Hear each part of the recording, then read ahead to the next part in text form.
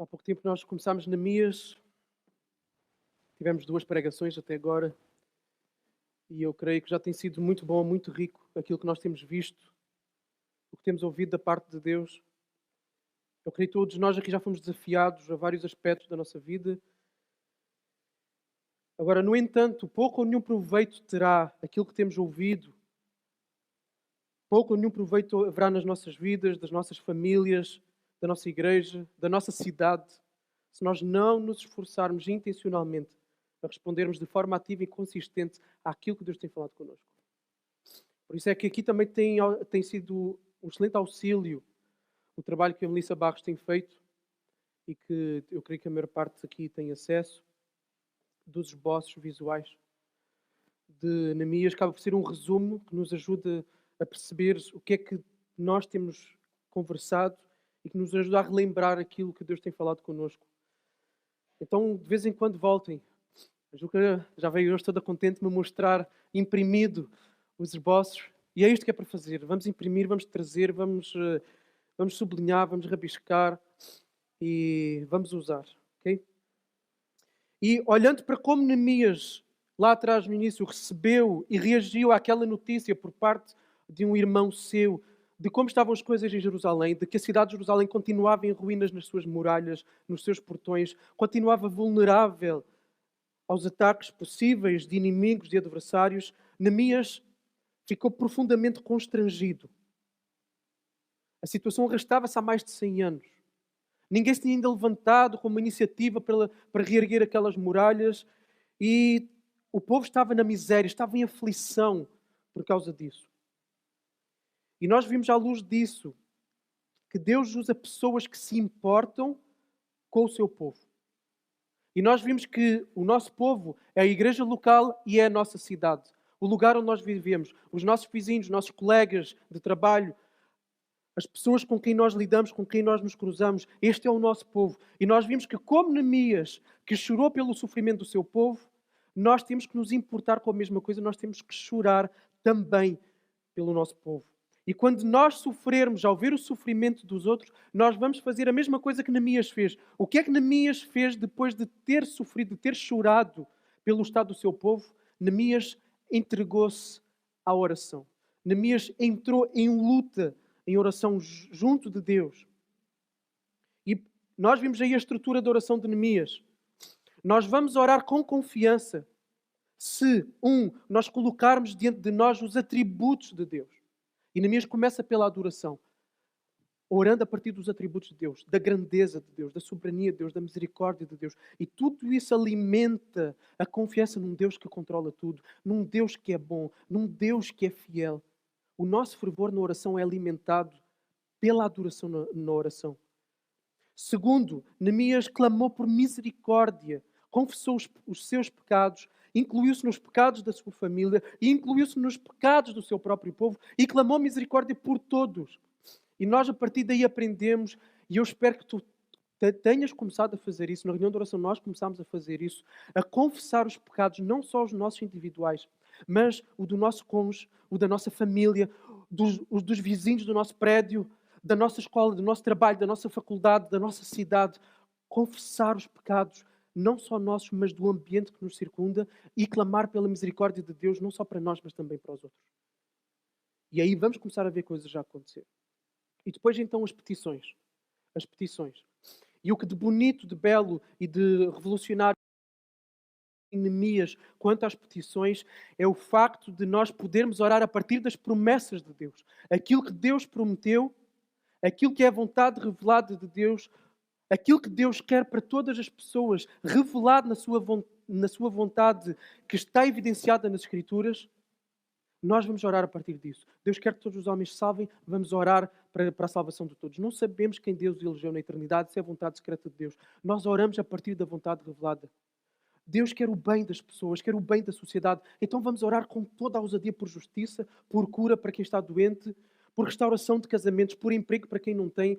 Então a partir daí nós aprendemos a orar com ousadia a partir das promessas de Deus, a partir da vontade revelada de Deus, submetendo-nos às respostas que Deus traz depois.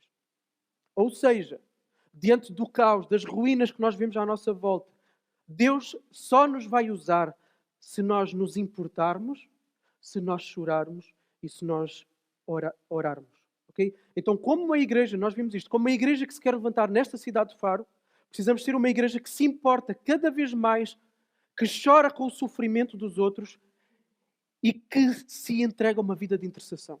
Seja individualmente os membros, seja em conjunto. E temos várias plataformas para ter esses momentos de oração. Temos presencial aqui à terça-feira, temos online. Por favor, participa de alguma reunião de oração. No início do capítulo 2, que foi a nossa segunda pregação, nós vimos como nós podemos estar prontos às respostas que Deus vai trazer. Como estar preparado, como estar pronto para a resposta que Deus traz. Porque nós vimos que às vezes a resposta pode vir e nós podemos não estar prontos para depois agir como devíamos de agir. Neemias estava a fazer o quê quando Deus respondeu? Para já levou entre 3 a 5 meses a Deus responder. Neemias estava a cumprir com fidelidade todas as suas responsabilidades. E ainda que no meio da tristeza, porque o seu rosto estava triste, o rei reparou nisso. Ele estava triste porque nunca mais vinha uma porta que se abrisse para ele poder socorrer os seus irmãos de Jerusalém que estavam em sofrimento. A tristeza estava a começar a dominar o coração dele, mas mesmo no meio da tristeza, ele foi fiel às suas responsabilidades. E depois Deus responde de uma forma repentina e inesperada. O rei vê o estado do rosto de Neemias, vê a tristeza de Neemias e pergunta-lhe: o que é que se passa? O que é que precisas que eu te faça? Então o que é que Neemias faz? Neemias expõe a situação e Neemias tem uma resposta pronta. Neemias sabe aquilo que vai dizer ao rei. Neemias estava pronto, ele tinha programado, ele tinha planeado o seu curso de ação. E ele foi ousado naquilo que ele pediu ao rei. Ele fez vários pedidos ao rei. Ele pediu autorização para se ausentar durante bastante tempo. Ele era o copeiro do rei. Ele pediu ao rei que lhe desse cartas para ter salvo-conduto nas regiões que ele fosse passar até chegar a Jerusalém, para ter provisões. E ele pediu ao rei que lhe desse da própria madeira da floresta real para a construção. Ele fez pedidos ousados ao rei e o rei concedeu. Então nós vimos que, nós temos que entender que as respostas de Deus podem vir de forma inesperada, mas nós temos que ser fiéis no meio da tristeza e no meio da suposta demora de Deus à resposta às nossas orações. 2, temos de compreender que a oração não retira a necessidade do planeamento. Nós oramos a Deus, mas nós devemos ser ousados num plano de ação que nós vamos ter se Deus nos responder afirmativamente. Um programa que tenha em vista o florescimento, o crescimento, o bem-estar daqueles que estão à nossa volta. Ou seja, vamos desejar e planear o melhor para aqueles que estão à nossa volta. 3, nós vimos que devemos reconhecer em todo o tempo a soberania bondosa de Deus. Isto porque Neemias percebeu que a boa mão de Deus estava com ele. Vimos aí no finalzinho, aí no versículo, já não me lembro, 11 eu acho, não, 8, no versículo 8. Então, por isso, como igreja, nós vamos perseverar em oração. Perseverar em oração por avivamento, por transformação da nossa cidade, por conversões, por plantações de igrejas, por restauração de casamentos, por unidade da igreja, por cura para quem está doente, por emprego para quem está desempregado. E se Deus abrir portas nestas áreas e noutras, nós já vamos ter tudo planeado e tudo pensado. E vamos sonhar alto. Se nós não sonharmos alto e não planearmos em função disso, então as coisas nunca vão acontecer. Porque esse planeamento é ele próprio uma manifestação de fé de que Deus de facto pode fazer as coisas. E em todo o tempo, se Deus abrir essas portas e nos fizer prosperar, nós vamos reconhecer que tudo isso é por meio da boa mão de Deus. Não é por causa da nossa qualidade, não é por causa daquilo que nós planeamos, embora Deus use os nossos planos, é simplesmente por causa da boa mão de Deus. Hoje, o que é que nós vamos ver? Hoje veremos como Neemias se preparou, como Neemias estava pronto para que os seus planos tivessem sucesso. Veremos aquilo que é esperado de nós, tanto de mim quanto de ti individualmente, para que haja sucesso naquilo que Deus te chamou para fazer, para a missão que Ele te deu no teu casamento, na tua família, na tua faculdade, no teu local de trabalho, nas tuas amizades, a fim de seres usado para reconstruir ruínas daqueles que estão à tua volta. E tanto a nós como igreja, como podemos estar prontos, preparados para que haja sucesso. Porque ou há sucesso ou há insucesso? O que é que nós temos que fazer para que haja sucesso naquilo que Deus deu para as nossas mãos? Para que haja sucesso na missão que Ele nos deu na nossa cidade, a fim de fazermos discípulos, a fim de aliviarmos o sofrimento de quem está em ruínas. Então vamos lá, versículos 11 a 16, o primeiro ponto. E o primeiro ponto é um planeamento cuidadoso. Um planeamento cuidadoso. Desculpem, 9 a 16. 9 a 16. Neemias 2. Então fui até aos governadores do território, a oeste do Eufrates, e lhes entreguei as cartas do rei. Além das cartas, o rei tinha enviado comigo oficiais do exército e cavaleiros. Quando Sambalate, o Horonita, e Tobias, o oficial amonita, ouviram isso, ficaram muito irritados, por saber que havia alguém interessado no bem dos israelitas. Assim, cheguei a Jerusalém e depois de 3 dias levantei-me de noite e saí com alguns dos meus homens. Eu não disse a ninguém o que o meu Deus havia colocado no meu coração para que eu fizesse por Jerusalém. Não levei animal algum, a não ser aquele que eu montava. Desse modo, saí de noite pela porta do vale e fui até à fonte do dragão e até à porta do esterco e examinei os muros de Jerusalém, que tinham sido derrubados, as suas portas que haviam sido queimadas pelo fogo. E fui mais adiante, até à porta da fonte e até ao tanque do rei. Mas ali não havia espaço por onde pudesse passar o animal que eu montava. Ainda de noite, subi pelo vale, examinei o muro. Depois voltei novamente e entrei pela porta do vale. 16. Os oficiais não souberam onde eu tinha ido, nem o que havia feito, pois até então eu nada dissera aos judeus, aos sacerdotes, aos nobres, aos oficiais e aos demais que fariam a obra. Então Neemias, depois de receber a resposta do rei, sim, vai, ele põe-se a caminho de Jerusalém para executar o seu plano de reconstrução das muralhas e dos portões. E da última vez nós vimos como o rei não só autorizou, como o rei lhe deu cartas de segurança, como o rei lhe deu provisões. Mas aqui neste texto nós vimos que Deus deu mais uma coisa a Neemias que Neemias não tinha pedido. Deus deu uma escolta, ok? Deu soldados para protegerem Neemias na sua viagem. Uma escolta.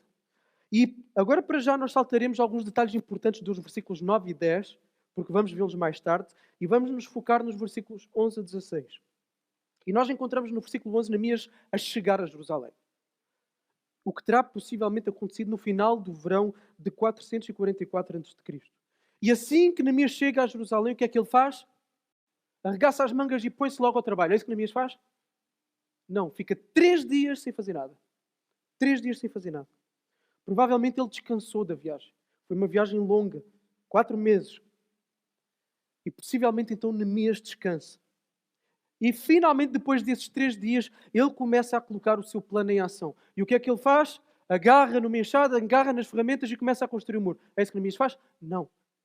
Neemias levanta-se à noite, leva alguns homens com ele, montado no seu animal, e ele com os seus próprios olhos vai ver o estado dos muros, das muralhas, vai ver como estão os portões. Ele vai fazer um circuito para avaliar, para fazer uma inspeção do local. Ele vai aos locais específicos a fim de ver como é que está o estado da coisa. Neemias não contou a ninguém. Neemias não fez publicidade na sua chegada. Pessoal, cheguei aqui e vou reconstruir os muros. Não, não, não. Neemias chegou caladinho e foi fazer este trabalho à noite em total discrição. Levou apenas alguns homens com ele e lá foi fazer a inspeção. Antes dele apresentar publicamente um plano que era arrojado, reconstrução dos muros, ok? Não é a mesma coisa que mudar a mobília da sua casa ou pintar as paredes de casa. Era um plano arrojado, reconstruir os muros com todas as implicações políticas que isso podia ter para as nações vizinhas. Antes de ele fazer isso, ele vai ver o estado da coisa. Ele nunca tinha morado em Jerusalém. Ele não era um engenheiro, ele era um copeiro. Ele vai ver como estão as coisas. Havia um sonho no coração de Neemias. Deus tinha colocado um sonho no coração de Neemias. Mas o sonho, tal como todos os sonhos, tem que ter pernas para andar. E tem que ter os pés no chão. E é importante nós termos sempre estes dois aspectos. Precisamos de sonhar coisas grandes, mas também temos que ter os pés no chão para que esses sonhos aconteçam. Então Neemias tinha que ter os pés no chão. Caso contrário, como é que ele seria ouvido pelos oficiais persas que estavam ali na cidade? pelos sacerdotes que tinham liderança religiosa e cada vez mais influência política, pelos líderes nobres, os chefes de família da cidade, pelos próprios cidadãos. Como é que um fulano que nunca morou em Jerusalém chega ali de repente e diz: bem, vamos pessoal, vamos reconstruir as muralhas, se não apresentar um plano como deve ser, com pés e com cabeça? Então, a fim de ter credibilidade, Neemias devia demonstrar de saber daquilo que ele estava a falar. Okay? E isto é algo que nós vemos constantemente em Neemias. Esta é uma marca de Neemias. E que deve estar presente em todo o cristão. Uma pessoa que seja centrada em Cristo vai ter este tipo de marca que Neemias teve também. Qualquer cristão que queira ter sucesso naquilo que Deus lhe chama a fazer, tem que saber planear com cuidado a ação que vai tomar. Planeamento. Meu pai disse no final da pregação passada de que essa é uma palavra que não consta do dicionário português. Okay? Planeamento. A palavra está lá. O problema é que não está a ação. Né? O português planeia pouco. Okay? Agora, para que esse planeamento aconteça, 3 passos têm que ser tomados. Neemias tomou 3 passos. Aliás, 3 não. São mais. Acho que são 4 passos que foram tomados e nós vamos ver quais são e vamos ter que tomá-los se queremos ter sucesso naquilo que Deus nos deu para fazer. Temos que saber planear, mas para saber planear temos que fazer o que aqui está. 1. Saber ler os contextos. Saber ler contextos. Neemias aceitou a escolta que o imperador lhe ofereceu. Agora, há um outro personagem que anos antes, cerca de 12 anos antes, foi para Jerusalém com um grupo de exilados. Quem foi? Esdras. Esdras foi com um grupo de exilados para Jerusalém e Esdras foi com uma missão muito específica. Qual era a missão específica de Esdras? Esdras era um escriba. Esdras ia para instruir o povo na lei, para relembrar os caminhos do Senhor, para relembrar os princípios, porque o povo tinha estado na Babilónia, tinha sido impregnado por esta cultura babilónica e precisava de ser reorientado na lei do Senhor. Então Neemias vai para fazer isto. E Neemias leva então milhares de pessoas com ele para ir para Jerusalém, para voltar a repovoar Jerusalém. Desculpem, Esdras. E Esdras recusou. Foi feita esta proposta de ele ter uma escolta e Esdras recusou. E Esdras disse: não, rei, Deus vai nos proteger. Deus vai ser connosco. Não precisamos.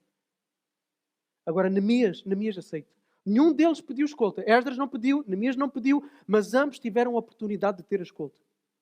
Algum deles esteve errado na sua atitude. Foram atitudes diferentes. Um aceitou, quis ter essa segurança que veio da mão do rei. Outro não aceitou, disse que Deus ia proteger. Um foi mais crente que o outro. Não. Nenhum deles errou.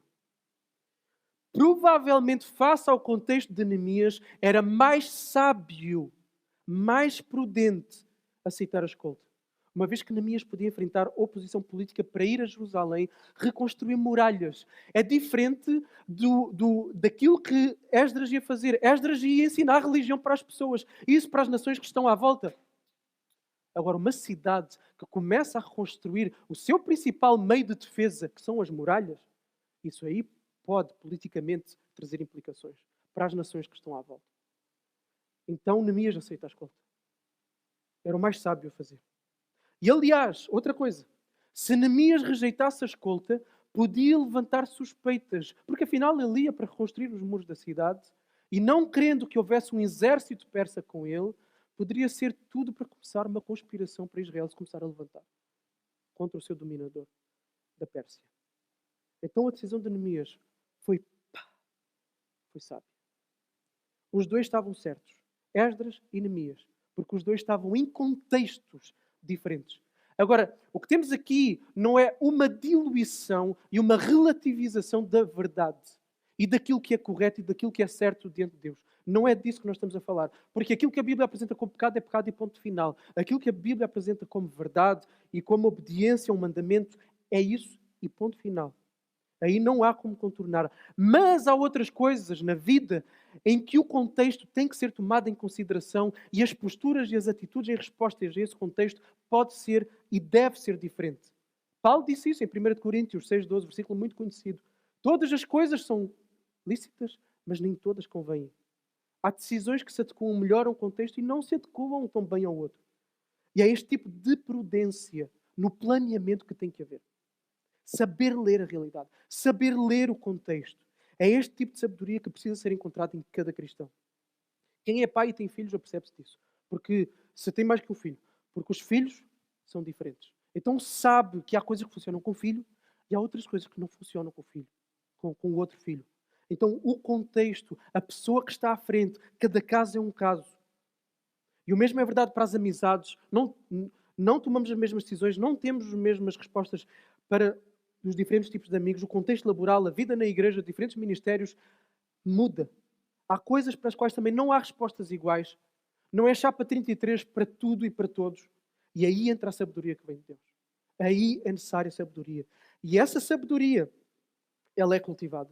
E mais uma vez, onde é que Neemias cultivou essa sabedoria? Numa vida de oração constante. Nós vimos que Neemias era um homem de oração. Uma vida de oração consistente, estruturada, intencional, diária, fervorosa, de leitura, de estudo, meditação da palavra. Onde o cristão aprende a ouvir a voz do pastor. E depois, consoante o contexto, ele vai ouvir a voz do pastor para saber responder a esse mesmo contexto. O cristão, ao estudar a Bíblia, vai aprender princípios bíblicos. Princípios. E é aí que muitas vezes há a diferença entre o legalista e aquele cristão que vai mais longe, que mergulha no sentido da palavra. E então traz os princípios e sabe reger-se por princípios. E não aplica tudo da mesma forma para todos os contextos. Esta capacidade de nós agirmos em sabedoria, ela é fundamental para a nossa vida. É fundamental. E nós só vamos construir esta capacidade em sabedoria com intencionalidade, com estudo. Estudo da palavra. Nós temos que estudar a palavra. Com intimidade com Deus. Onde abrimos o nosso coração, onde abrimos a nossa boca e pedimos a Deus aquilo que Tiago nos incita a pedir.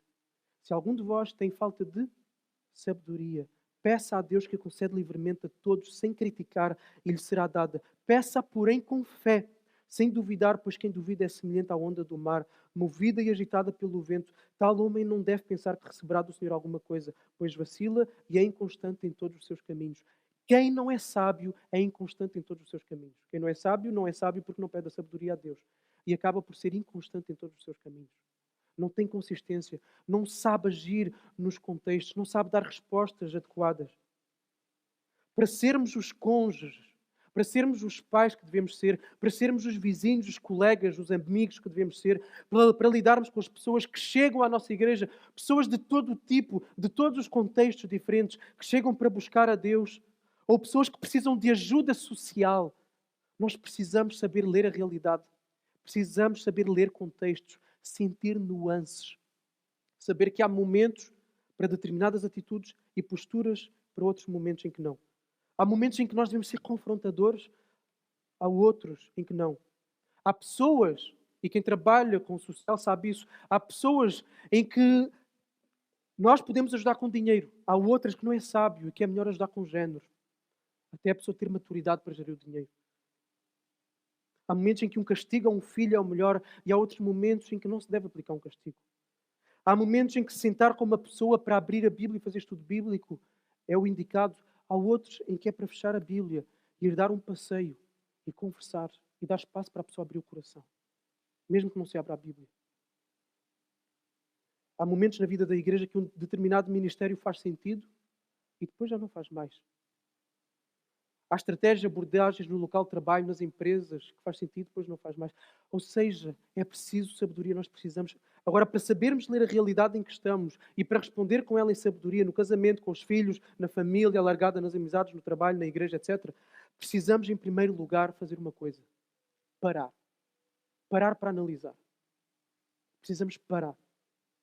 Facilmente nós deixamos-nos levar, arrastar pelas demandas do dia-a-dia. Facilmente nós deixamos-nos levar para uma vida que está no automático, que faz apenas as coisas acontecerem umas atrás das outras e não paramos. E aí nós não nos apercebemos que as pequenas escolhas que nós estamos a fazer não estão a ser feitas na base da análise da nossa realidade e por isso estão a ser feitas escolhas equivocadas. Que, embora inicialmente não tragam um choque de realidade, elas vão tirando aquilo que é a estabilidade e daquilo que é o melhor rumo para o contexto em que nós estamos. E nós vamos tirando isso aos poucos. E quando damos por nós estamos a produzir uma realidade nociva para nós e para aqueles que estão à nossa volta. Não estamos a agir em sabedoria. E depois admiramos-nos. Como é que o casamento chegou onde chegou? Como é que o meu relacionamento com o meu filho, como é que o meu próprio filho se afastou desta forma e começou a fazer estas coisas que está a fazer? Como é que nós chegámos a um ponto de sermos uma igreja fria e insensível para com Deus, para com o próximo? Como é que nós chegámos individualmente a uma vida espiritual fria, indiferente, etc, etc? Admiramos como é que nós chegamos onde chegamos. Porquê? Porque nós não paramos para analisar, para saber ler os contextos em que nós estamos. Isto é fundamental. Nós precisamos, eu tenho dito isto muito, precisamos de ter uma vida que tem consciência do que está a fazer. Uma vida onde há intencionalidade, onde há presença, onde nós estamos de facto naquilo em que estamos. Se estamos na igreja, nós estamos naquele momento. E estamos a analisar, e estamos a pensar, e estamos, a nossa mente, o nosso coração está lá. Se estamos no trabalho, nós estamos lá. Intencionalidade nas coisas, não apenas nós nos deixarmos arrastar e levar de um lado para o outro. As coisas vão correr mal. Então para avaliar, para analisar cada esfera da tua vida. Assume uma postura que tem controlo, em vez de seres controlado. Okay? Depois vais precisar de recursos que te darão base para agir em sabedoria neles. A experiência é um deles. Obviamente que a experiência dá sabedoria. Pancadas que apanhamos lá atrás nos ensinam para o presente e para o futuro. Mas acima de tudo o que é fundamental, porque o salmista lá no Salmo 119, a determinada altura ele vai dizer que ele tem mais sabedoria do que os anciãos, do que as pessoas mais velhas, porque ele ama, porque ele obedece, porque ele vive a lei do Senhor. Então o fundamental é nós andarmos a armazenar sabedoria de Deus na nossa vida. É nós andarmos a trazer, a alimentar-nos com a palavra de Deus.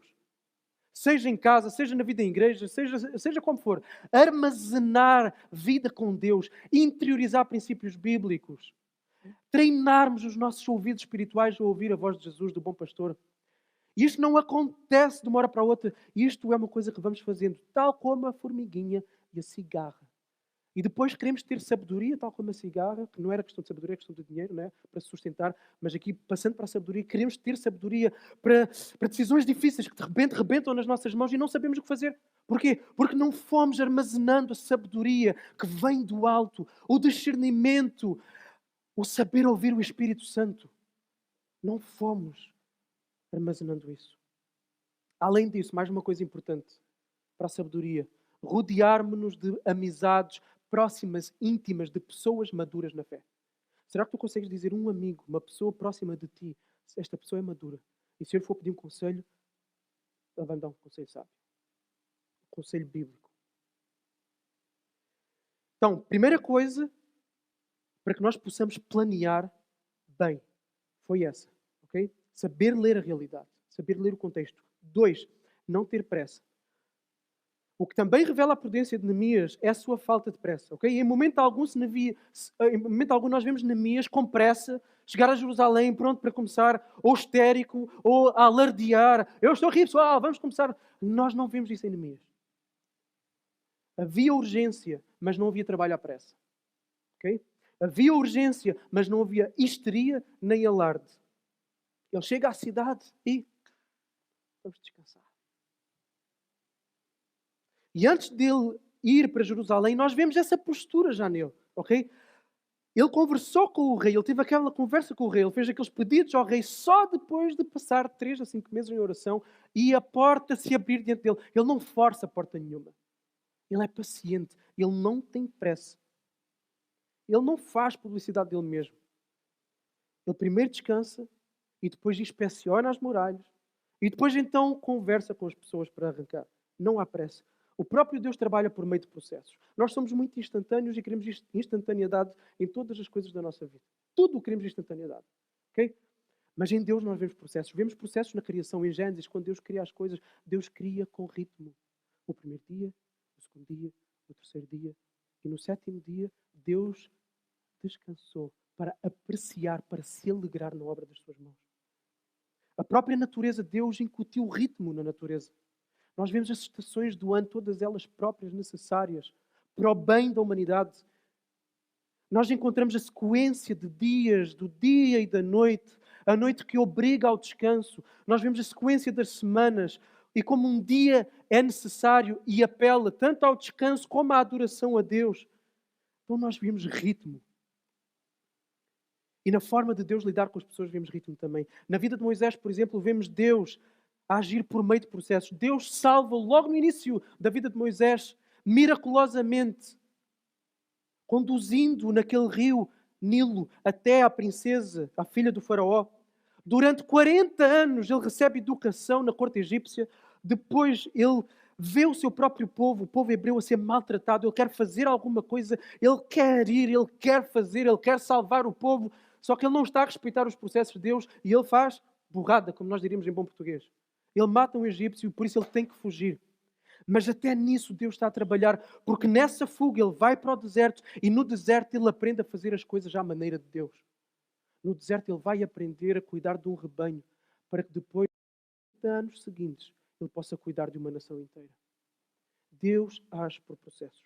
O próprio apóstolo Paulo sabia que as plantações, o ministério pastoral, no trabalho das pessoas é feito de processos, onde uns semeiam, outros regam, mas é Deus quem, aliás, outros colhem, mas é Deus quem dá o crescimento.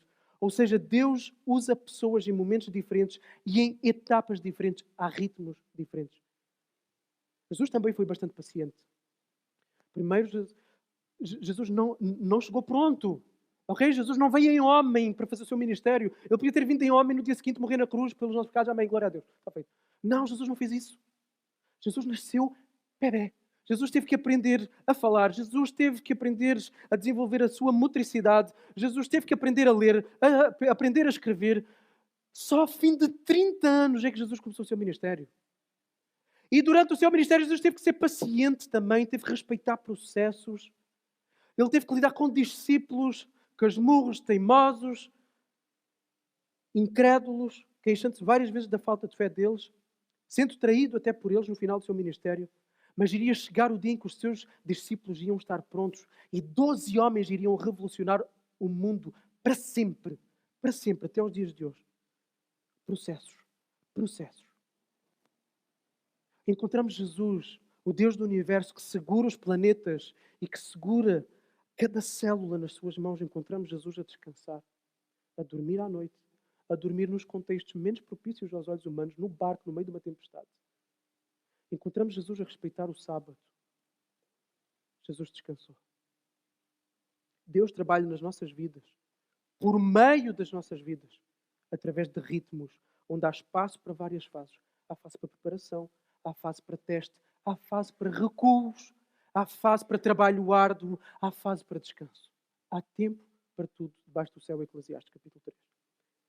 Nunca teremos sucesso em absolutamente envolvimento nosso na construção da vida daqueles que estão à nossa volta, daqueles que nos cercam. A nossa igreja nunca terá sucesso na reconstrução de ruínas, de pessoas, da cidade, se houver pressa. A pressa estraga tudo. Nenhum casamento se vai reconstruir em 3 dias. Nenhum casamento se reconstrói em 3 dias. A educação de um filho não acontece em 6 meses.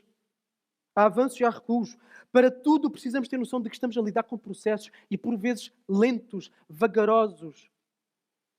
O aconselhamento junto de alguém com depressão, que se dá no Ministério Pastoral ou por um psicólogo, a restauração de um relacionamento com alguém que era próximo, a libertação de um vício de alguém como o alcoolismo, a conversão de um amigo, de um familiar, a plantação de uma igreja, a estruturação de uma associação de intervenção social, como por exemplo do Be Alive, a integração de uma pessoa na sociedade, tudo isso são processos e muitas vezes são processos lentos. Em todas essas áreas também vai haver momentos de avanço e de recuo. Pode até haver momentos em que tudo está parado, parece que não avança e tudo está estagnado. Em que a coisa não ata nem desata, não avança. E é nesses momentos em que nós temos que lembrar, espera aí, Deus não é Deus de micro-ondas. Deus é Deus de processos. Deus faz a coisa com processos. Tudo na nossa vida. No teu emprego, no teu casamento, no teu caráter, na nossa igreja, em tudo é processos. E quando lidamos com outras pessoas que estão à nossa volta e nos dedicamos a elas como nós temos chamado aqui a dedicar mesmo a pessoas que estão à nossa volta, esses processos podem ser lentos e às vezes podem até nem acabar bem, segundo os nossos olhos. Temos também de respeitar o descanso.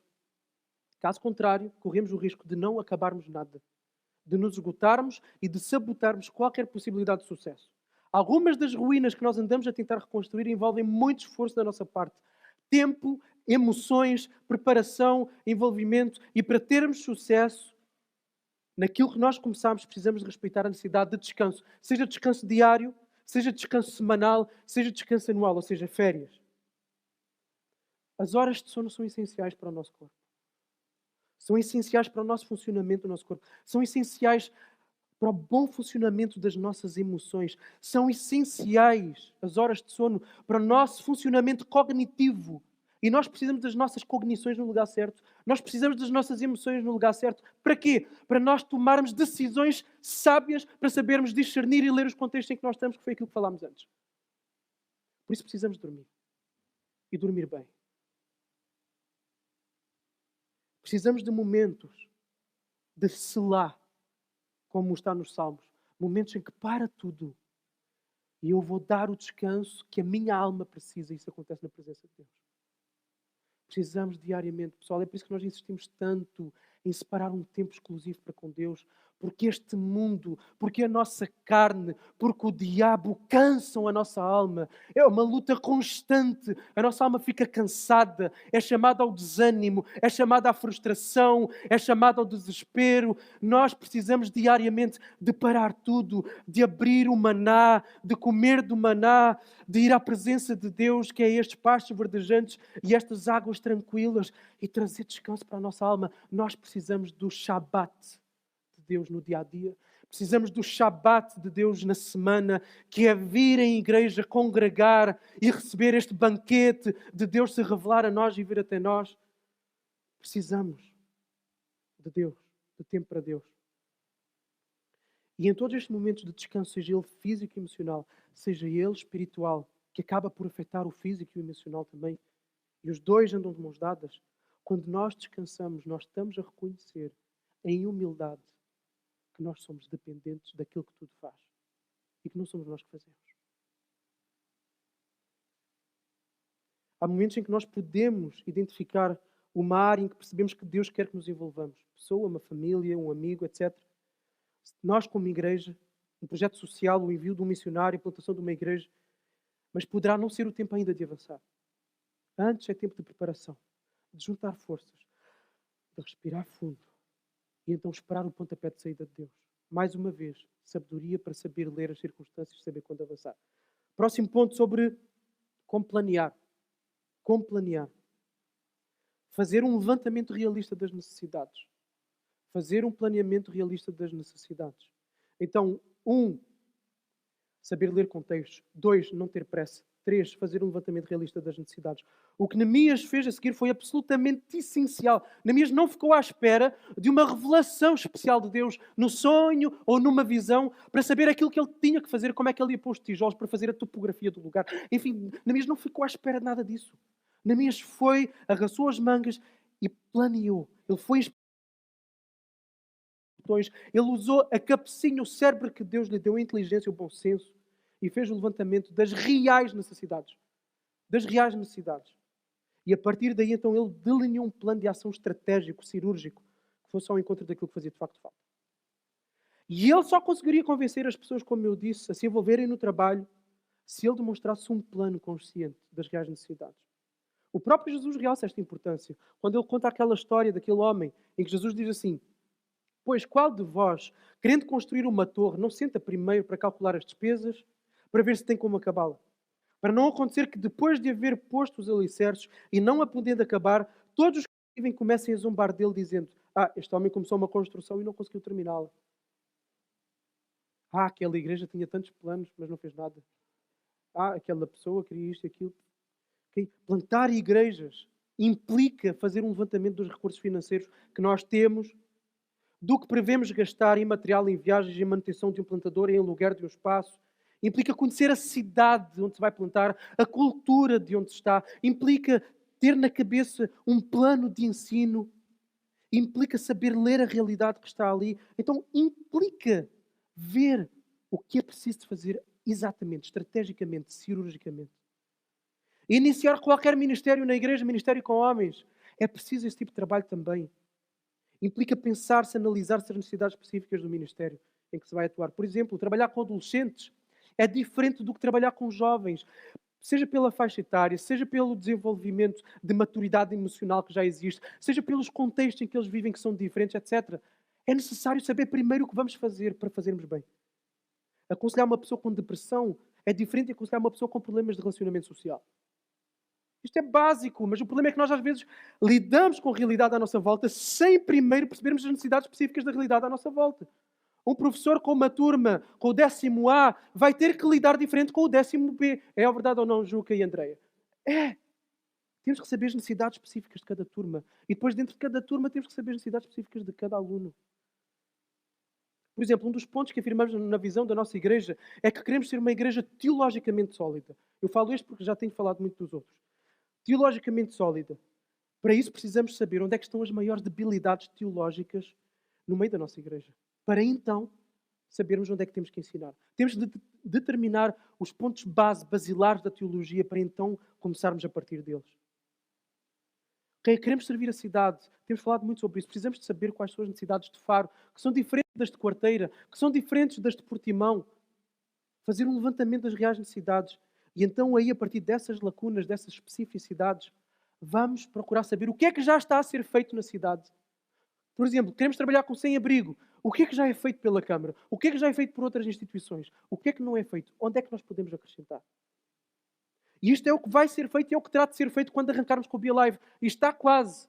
Está quase. Estamos na fase de legalizar a associação. Depois vamos ter que ter uma primeira reunião com todos aqueles que querem estar, com todos aqueles que querem se afiliar à associação e com a direção da associação. E a primeira coisa que nós vamos fazer é isto aqui. Isto que na minha está aqui a fazer vai ser extremamente útil para o arranque da nossa associação BeAlive de intervenção social. Como eu tenho dito, se de facto, se tu tens caminhado com Deus, eu disse isto noutra pregação, se nós temos caminhado com Deus, Ele vai nos chamar, Ele vai te chamar para te usar da reconstrução de ruínas de pessoas que estão à tua volta. Obrigatoriamente isso vai acontecer. Para ajudar a aliviar o sofrimento de pessoas com quem nos cruzamos. Para levar o Evangelho. E nós devemos responder com prontidão. Devemos estar prontos para ir. Mas para termos sucesso, temos que planear bem. Para planear bem, nós temos que parar, analisar as necessidades daquela pessoa específica que Deus está a colocar um fardo no nosso coração. E aí o que é que vamos fazer? Vamos estudar a Bíblia. Vamos ver o que é que a Bíblia diz. Por exemplo, eu vou ajudar alguém que tem depressão. O que é que a Bíblia fala sobre o assunto? Vou procurar ler sobre o assunto. Vou conversar com pessoas que já tenham tido experiência nessa área. Vou tentar ouvir Deus. Então nós devemos ser o mais cirúrgicos possíveis. Ou então nós vamos andar a gastar energia e vamos ficar aqueles que estão à nossa volta. Porque vamos andar a disparar para todo o lado, menos para o ponto que tem que ser. Ok? Último ponto de um planeamento que garante o sucesso na missão. Ainda estamos no primeiro ponto, que é do planeamento. Ok? Como planear? Envolver-se pessoalmente. Um outro aspecto a destacar aqui no plano de ação de Neemias foi que ele se envolveu pessoalmente. Ele não arranjou uma comissão, uma delegação para ir ver as muralhas, para ir ver os portões. Ele próprio foi, levantou-se e foi. Há anos que as muralhas estavam destruídas. Há anos que os portões continuavam caídos e queimados. Todos falavam, todos sabiam do elefante na sala, mas ninguém fazia absolutamente nada. Okay? Então ninguém liderou uma iniciativa de reconstrução até o dia que Deus tocou o coração de Neemias. E este copeiro, este homem comum, sem qualquer responsabilidade civil ou espiritual em Israel, se levantou e deu um passo em frente. Ele não precisava deste trabalho para nada, era dor de cabeça, ele estava muito bem lá na corte babilónica. Moisés fez o mesmo. Ele estava muito bem na corte egípcia, mas ele viu o sofrimento do seu povo e ele mesmo se envolveu. Envolveu-se mal, mas envolveu-se, a intenção estava lá. Depois Deus corrigiu a forma. O próprio Deus. E vejam a beleza da coisa. Porque isto é de Deus mesmo. Isto é de um cristão. O próprio Deus se envolveu pessoalmente na linha da frente com as ruínas da humanidade.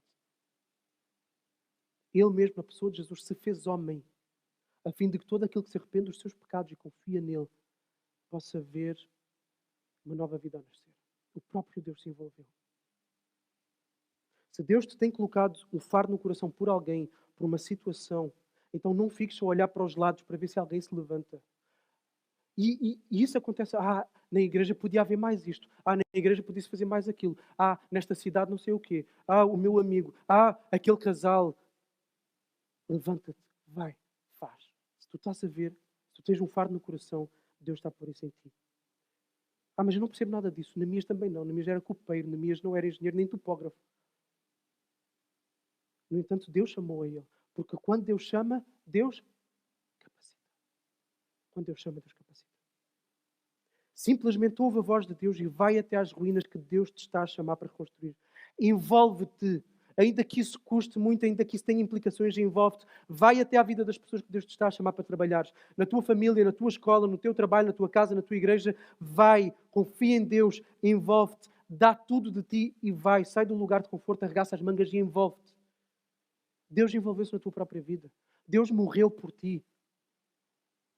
Se tu ainda não deixaste que Deus seja o Senhor da tua vida, rende-te a Ele. Ele vai reconstruir as ruínas da tua vida, em primeiro lugar as ruínas espirituais. Eu acredito que Deus tem chamado a nossa igreja ao que nós temos vindo aqui a falar já há praticamente 2 anos que apresentámos a visão da igreja. Tivemos o retiro da igreja em maio, aliás, em setembro, já não me lembro, não do ano passado, mas do outro ainda anterior. Há quase 2 anos que temos vindo a falar disto aqui. E desde aí Deus tem aberto várias portas. Deus tem nos preparado. E mesmo no meio desta pandemia eu tenho visto a mão de Deus a nos preparar. Seja por meio do ensino que Ele tem estado a trazer, como por exemplo por Neemias, para nos preparar para depois, quando tudo abrir, nós irmos em força. Seja trabalhando a generosidade e a compaixão no meio da nossa igreja, que tem estado a olhos vistos. A unidade, a preocupação uns com os outros. Deus tem estado a preparar a igreja. Então nós temos avançado para a linha da frente, desde há 2 anos atrás.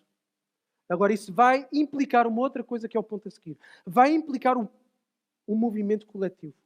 O maior número de membros envolvidos. Não membros apenas que têm lá o nome no papel e que vêm uma vez por semana ou que mal vêm à igreja, mas o envolvimento coletivo. E precisamos de todos. E este é o segundo aspecto. O segundo ponto para termos sucesso na missão que Deus nos dá. O primeiro foi o planeamento. Vimos vários pontos de como planear. E agora o segundo ponto. Precisamos de uma equipa motivada. Uma equipa motivada. Versículos 17 e 18. E diz assim. Versículos 17 e 18. Eu bebo água enquanto vocês abrem.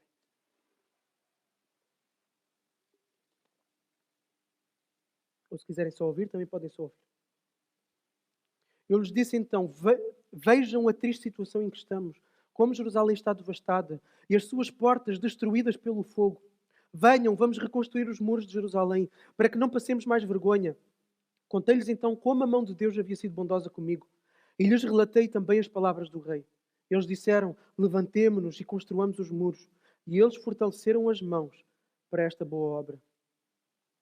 Neemias não ia sozinho conseguir reconstruir as muralhas, ok? Se ele tentasse, ele ia morrer sem conseguir fazer tudo.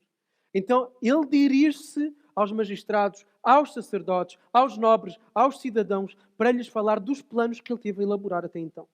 E que ele tinha guardado em segredo no seu coração. Em primeiro lugar, ele fala o óbvio. O que todos sabiam. O que todos viam. Mas que permanecia sem solução. Ele fala do elefante na sala. Todos viam, mas ignoravam. Jerusalém está em ruínas e os portões estão destruídos. Este é o elefante na sala. Todos sabiam, mas ninguém fazia nada. Agora, o que nós vemos, e isto é muito interessante, o que nós vemos é que Neemias, em momento algum, os acusa disso. Neemias vai falar no plural. Ele vai colocar-se no mesmo barco que o povo. Ele vai dizer, vejam a triste situação em que nós estamos. Nós estamos. E ele já fazia isso quando oravam. Lembram-se? Quando ele vai confessar os pecados, ele não diz, Senhor, perdoa aquele povo negligente, aquele povo que não faz nada, aquele povo preguiçoso. Não. Ele disse, perdoa-nos. Ele colocou-se no mesmo barco. Ele confessou-se como parte deles. E Neemias, em seguida, então, vai contar-lhes o plano. Vai contar-lhes como Deus o conduziu até ali e como Deus inclinou o coração do rei. Como Deus fez com que as circunstâncias se propiciassem para aquilo que estava para acontecer. E agora era o momento da verdade. Iam eles envolver-se numa tarefa trabalhosa, arriscada, que chamaria a atenção dos povos à volta. pelo facto de uma cidade estar a reerguer-se, conseguiu no mesmo, na mesmo motivá-los? Conseguiu sim. Eles afirmaram querer preparar-se para começar a reconstrução. Foi o que fizeram. Fortaleceram as mãos para a obra. Neemias agora tinha uma equipa. Neemias tinha uma equipa. Só há sucesso na missão de Deus se existir uma equipa motivada que se entregue ao trabalho. Só há sucesso na missão de Deus se existir uma equipa motivada que se entregue ao trabalho. E no caso, qual é a equipa? A igreja. A missão foi entregue à igreja. Não foi entregue ao Estado, não foi entregue às ONGs, foi entregue à igreja. Todos devem envolver-se, todos têm dons e talentos. Sim, dons e talentos que são diferentes, mas todos têm um papel a desempenhar. Não é para cada um ficar em casa e ser apenas consumidor da igreja, mas é para cada um se envolver. Como eu já mencionei há pouco, Paulo disse, uns semeiam, outros colhem, todos têm o seu papel, todos têm o seu lugar. Paulo também falou do corpo, da diversidade no corpo. Há mãos, há pés, há dedos, há cabeça, há tudo, há lugar para todos. Ok? Todos têm o seu desempenho. E se um deixa de exercer a sua função, se a minha mão direita deixa de funcionar, a minha vida está complicada. Eu concretizar as tarefas que eu tenho para fazer no meu dia-a-dia está complicado. Se eu deixar de ter sensibilidade, se eu deixar de ter olfato, da mesma forma a igreja, se há membros que não se envolvem, a missão de Deus torna-se mais pesada e fica em risco. Precisamos de todos. Até aqueles que acham que não têm nada para dar, precisamos. Precisamos de todos. Queremos nos envolver no ensino das várias faixas etárias, no discipulado mútuo, na amizade uns com os outros, em que todos nos discipulamos uns aos outros. E isto aqui não é por meio de uma atividade, um programa de discipulado oficial da igreja, não. Isto aqui é por meio de amizades intencionais de uns para com os outros. Por isso não importa a idade. Tenhas tu 75 anos ou 82, tu podes ter amizade com uma outra pessoa, podes orar com ela, saber como ela está. Isso é contribuir para a missão. Podes orar, podes contribuir financeiramente. Queremos trabalhar em serviço social na cidade, em plantações, em preparação de homens para que eles liderem as suas famílias. Queremos nos envolver em ensino teológico. Esperem aqui que eu tirei a página, sem querer.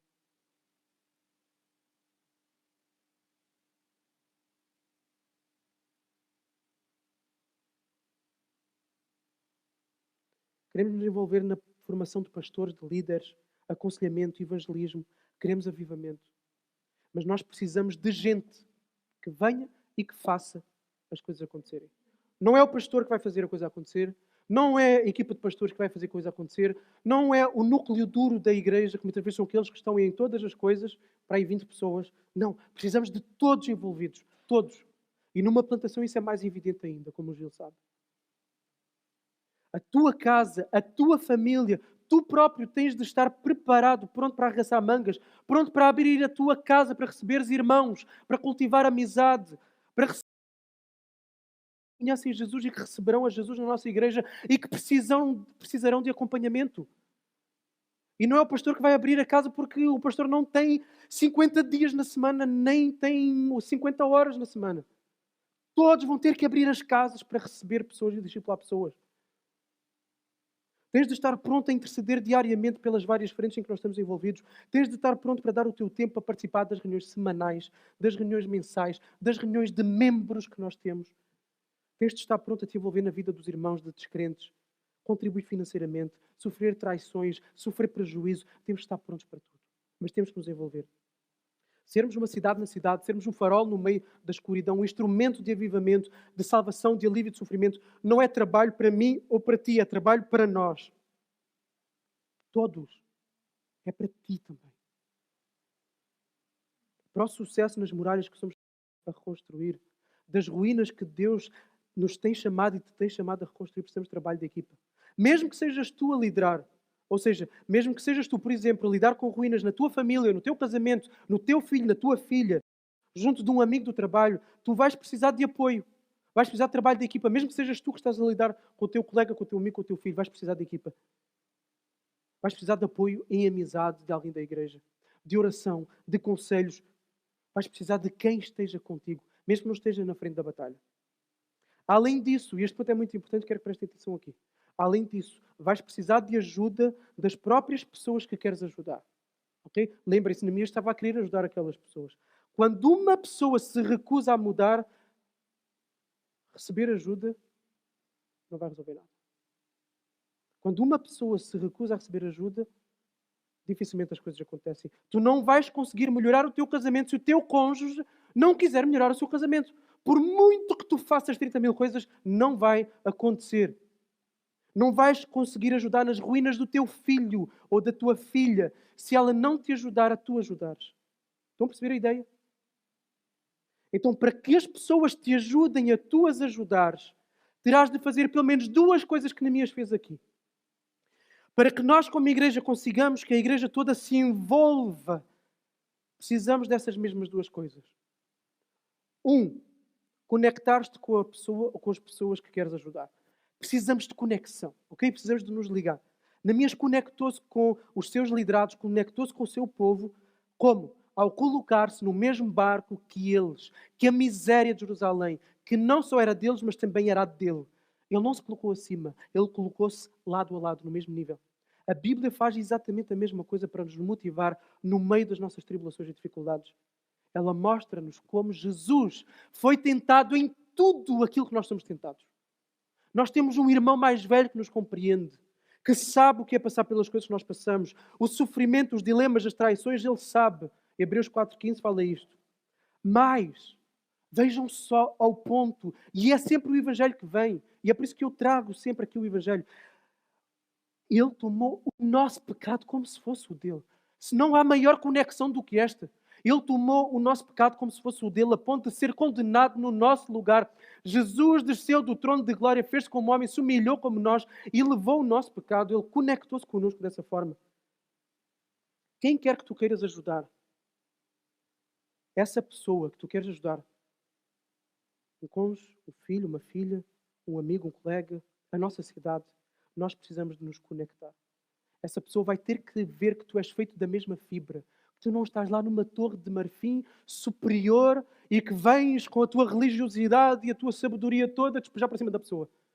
A pessoa tem que saber que está ali um amigo, que está ali uma pessoa que tem lutas, que chora da mesma forma, que também tem pecados, que também tem medos. Conta das tuas experiências do passado semelhantes, mesmo que não seja motivo de orgulho. Conta das tuas dificuldades, demonstra humildade, demonstra humanidade. A pessoa vai se conectar contigo. Aí tu estás a ganhar a pessoa, estás-te a conectar a ela, estás a motivá-la. Vais ver que vai ser muito mais produtivo do que simplesmente chegar e dar orientações do que tem que fazer. Os pais conseguem se conectar muito melhor com os filhos ao fazerem este movimento assim, do que apenas dizer o que tu estás a fazer é errado, não faças porque isso vai te levar para maus caminhos. Não é dizer, olha, o pai já fez isto e isto e terminou mal. Não, etc. Colocar-se, mostrar que somos feitos da mesma matéria. Como igreja também aqui em Faro devemos mostrar que estamos com as pessoas, com a cidade. Não devemos nunca dar numa de iluminados no meio desta cidade, que tem a salvação, que vive uma santidade e que os outros vivem numa fossa de pecado. Não podemos fazer isso nunca na vida. Nunca vamos conseguir nos conectar dessa forma. Temos de sair do nosso gueto religioso e nos conectarmos às pessoas, incluindo na forma como nós falamos, com o nosso evangeliquez, que às vezes levamos para as pessoas e as pessoas não percebem nada que ele é chinês para elas. Temos que nos conectar à realidade das pessoas, aos vários grupos sociais, étnicos, económicos, etários. Como Paulo, devemos fazer de tudo para com todos, a fim de ganhar alguns. Mais, a segunda coisa que Neemias fez é que nós temos que fazer. Dar as motivações corretas para eles se envolverem. Se nós queremos que eles nos ajudem a nós os ajudarmos, se nós queremos nos conectar, devemos dar as motivações corretas para eles se envolverem. Neemias motivou o povo da forma certa. Ele podia ter chegado lá e podia-se ter posto com discursos nacionalistas. Há necessidade da nação se erguer para ser protegida, para poder voltar a ter uma expansão como teve antigamente. Mas não. Neemias mostrou que aquela iniciativa vinha de Deus e que as circunstâncias Deus a estava a inclinar para que a coisa acontecesse. Deus estava na causa, era isto que Neemias estava a mostrar. Ele até tinha inclinado o coração do homem mais importante e mais poderoso da terra, o imperador da Pérsia. Neemias deu-lhes a motivação melhor e maior para que eles pudessem se envolver. Aquilo que fazia parte da identidade deles como povo. Porque foi Deus que os criou como povo a partir de Abrão. Foi Deus que os levou a uma terra, foi Deus que os tirou do Egito, foi Deus que os exilara também por causa dos seus pecados e foi Deus que de novo os trouxe àquela terra. Então Neemias está a trazer aquilo que é de mais profundo, e prestem atenção nisto aqui porque isto é importante para aquilo que eu vou falar a seguir. Neemias está a trazer aquilo que é de mais profundo na identidade daquele povo, para lhes dar a combustão para eles se envolverem na obra. E aqui é fundamental a nossa intimidade com Deus e a nossa capacidade de ler a realidade e perceber onde Deus está a agir. Porque onde Deus está a agir, nós temos que nos juntar. Nós temos que nos juntar a Deus. E nós temos que dizer isso à pessoa que nós estamos a ajudar. Não tem mal que a pessoa nem acredite em Deus, mas nós vamos dizer. Porque se o dissermos quanto àquilo que Deus está a fazer, se for algo que faça sentido para a pessoa, no mínimo vai haver respeito. Porque muita gente respeita esta ideia de que Deus ajuda, de que Deus é bom, de que Deus é amor, de que Deus é justo. As pessoas perceberão que é algo importante para nós, as pessoas respeitarão, as pessoas nos ouvirão, as pessoas ficarão sensibilizadas que algo tão importante para nós está a ser direcionado e vertido em direção a elas. Mas, ao afirmarmos esta motivação, estaremos a colocar dentro da pessoa algo que é sério, sem segundas intenções, e as pessoas veem isso. As pessoas veem quando não há segundas intenções. Agora, uma coisa muito importante aqui, e por isso é que eu disse há pouco para reterem aquela ideia. Quando Neemias trouxe algo que era fundamental à identidade daquele povo, nós temos que saber ler a pessoa que está à nossa frente para trazer aquilo que é fundamental para a identidade dela. Os seus gostos, os seus objetivos, aquilo que naturalmente já a motiva, não para manipular a pessoa, mas para canalizar aquilo que normalmente apaixona, motiva, compulsiona aquela pessoa para dirigirmos na direção certa, para fazer as coisas certas. As pessoas encontram forças naquilo que as motiva, por isso precisamos saber trazer as motivações certas que já estão nas próprias pessoas. Agora, mesmo ganhando as pessoas para o nosso lado, para começarmos o trabalho de reconstrução, não significa que o sucesso é garantido. Não foi assim com Neemias, não será assim connosco. Vai haver lutas. E vamos concluir agora com os versículos 9, 10 e 19 e 20. 9 e 10, 19 e 20 para fecharmos. Então fui até aos governadores do território a oeste do Eufrates e lhes entreguei as cartas do rei. Além das cartas, o rei tinha enviado comigo oficiais do exército e cavaleiros. Quando Sanbalat, o Horonita, e Tobias, o oficial amonita, ouviram isso, ficaram muito irritados por saber que havia alguém interessado no bem dos israelitas. Quando Sanbalat, o Horonita, e Tobias, o oficial, e Gesem, o árabe, ouviram isso, zombaram de nós, desprezaram-nos e perguntaram: o que é isso que estão a fazer? Querem rebelar-se contra o rei? Respondi-lhes então: o Deus do céu é quem fará com que sejamos bem-sucedidos, e nós, os seus servos, nos levantaremos e conseguiremos. Mas vocês não têm parte, nem direito, nem memorial em Jerusalém. Antes sequer de Neemias chegar a Jerusalém, ele já encontrou oposição. Sanbalat e Tobias. Sanbalat era governador da Samaria, ele opôs-se a Neemias, porque ele já tinha sido governador de Judá e de Jerusalém, e porque além disso ele estava na Samaria, regiões vizinhas de Israel, e se Israel se levantasse podia trazer problemas para eles. Tobias era provavelmente o governador da Pérsia, de Amon, também vizinhos de Israel. E o texto diz-nos que eles ficaram irritados pelo facto de Neemias querer o bem de Israel. No versículo 19 encontramos um outro personagem, que é um outro líder, um outro governador, desta vez da Arábia, de várias nações da Arábia, Gesem, e todos vizinhos desta sul de Israel. E todos eles acusaram e levantaram calúnias contra Jerusalém. Disseram que Jerusalém estava a querer se revoltar contra o rei. Embora isso fosse mentira. Porquê? Porque Neemias estava ali a fazer o que estava a fazer sob a autoridade, sob o conhecimento e sob o apoio do Império Persa. Então era mentira. Mas eles não conseguiram, porque Neemias estava preparado para a oposição. E este é o terceiro ponto de como nós podemos estar prontos para ter sucesso na missão. Como podemos ter sucesso na missão sabendo que haverá oposição? Oposição. Neemias estava preparado. E Neemias diz que Deus estava com eles e que esse era o fator que lhes daria sucesso na construção dos muros. Neemias lembra-lhes que eles não têm poder legal, civil, espiritual nenhum sobre Jerusalém. Ou seja, a voz deles não contam. São cães a ladrar, cães que não mordem. A oposição a qualquer iniciativa de celebrar o amor e a bondade de Deus, de contribuir para o florescimento dos outros, de avançar na missão, é ter a certeza de que vai haver oposição, ok? Vai haver oposição. Por isso, parte do sucesso na missão tem que estar em estar-se preparado para a oposição, ok? Se queremos ter sucesso na missão, temos que estar preparados para a oposição. Como? Rapidamente, para nós fecharmos. Em primeiro lugar, devemos saber que vai haver oposição, ok? Temos que estar conscientes, vai haver. A plantação vai ter oposição, os ministérios com a igreja vai ter oposição, a restauração de um casamento vai ter oposição, o testemunho no trabalho vai ter oposição. A igreja, afinal, está a avançar contra o quê? Contra um jardim de flores bonitas? É, isso que a igreja, é contra isso que a igreja está a avançar? Não. Jesus disse, a igreja avança contra as portas do inferno e o diabo não descansa. Ele anda como um leão a rodear os filhos de Deus a fim de os tornar infrutíferos, paralisados. Ele tentará a todo o custo travar todas as iniciativas da igreja. Todas, todas, todas, todas. Há pessoas que odeiam os cristãos, há pessoas que odeiam a igreja. Certamente já conheceram alguns deles. E tentarão sabotar todas as iniciativas da igreja. E nós temos que estar preparados para isso. Para quanto mais avançarmos no serviço à cidade, quanto mais pessoas se agregarem à nossa igreja e nós crescermos em número, mais críticas nós vamos ouvir. Satanás vai ficar full com a igreja. Já tem ficado, várias pessoas têm sentido fortes embates de Satanás na sua vida. Aqui na igreja mesmo, já têm sentido. Então prepara-te para receberes oposição. Ao tomares a decisão de começares a reconstruir ruínas na vida daqueles que estão à tua volta. Como pai, como marido, como filho, como colega, nós como igreja. 2. Primeiro, foi sabermos, vai acontecer, não vai ter jeito, faz parte do pacote. 2. Conhecer as estratégias do inimigo. A estratégia da oposição vai ser exatamente a estratégia destes inimigos aqui de Neemias. Prestem muita atenção, vai ser a mesma. Mentira, calúnia, culpa, ridicularização. É sempre assim. É sempre assim que as pessoas se levantam contra o bem que está a ser feito.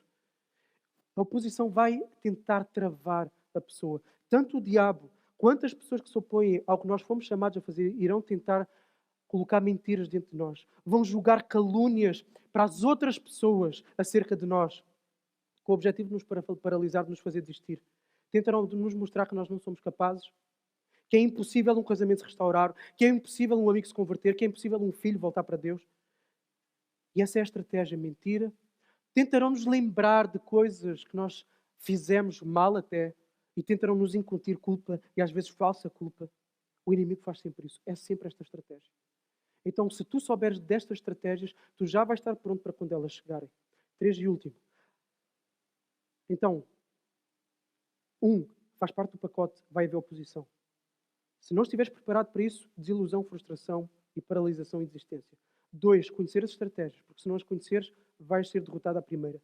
3, manter as coisas no meio do caos, no meio da luta, manter o foco e as coisas em perspectiva. Manter claro dentro dos olhos e dos nossos corações o lugar de cada interveniente nesta história. Neemias sabia do lugar de cada um, ok? O lugar de cada interveniente nesta história. Deus, o lugar de Deus. Qual é o lugar de Deus no meio disto tudo? Foi Ele que chamou, Ele capacitará, Ele trará sucesso. Ponto final. Vou confiar em Deus, ok? Saber, Deus está aqui. Pôr as coisas em perspectiva. Em segundo lugar, o nosso papel na história. Qual é o nosso papel na história? Confiar, obedecer, seguir, permanecer, perseverar, lutar, ok? 3, qual é o lugar destes opositores, destes inimigos que estão aqui a azucrinar os meus ouvidos? O lugar deles é na rua, ok? Eles não entram, eles não têm jurisdição, eles não têm poder para determinar nada. O que eles procuram fazer em mim, em ti, aquilo que Satanás ou alguma pessoa procura fazer é provocar medo, provocar culpa por meio de mentiras. Desde que não os ouças, está tudo bem. Fecha os ouvidos.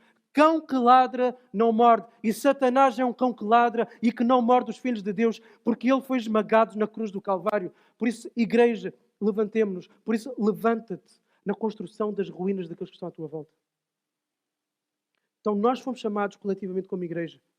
Nós fomos chamados individualmente, nos contextos em que estamos, a nos envolvermos nas ruínas à nossa volta. Temos esta missão que Deus nos deu. Para termos sucesso, precisamos de planeamento cuidadoso, uma equipa motivada e estar preparados para a oposição. Okay? Eu sei que foi muita coisa, eu sei que só passei de 1 hora, por isso. Foi 1h05, tá? Porque eu comecei às 10h15, tá? Então foi o habitual, não passei do habitual. Foi muita coisa. Por favor, revejam os esboços visuais que a Melissa manda.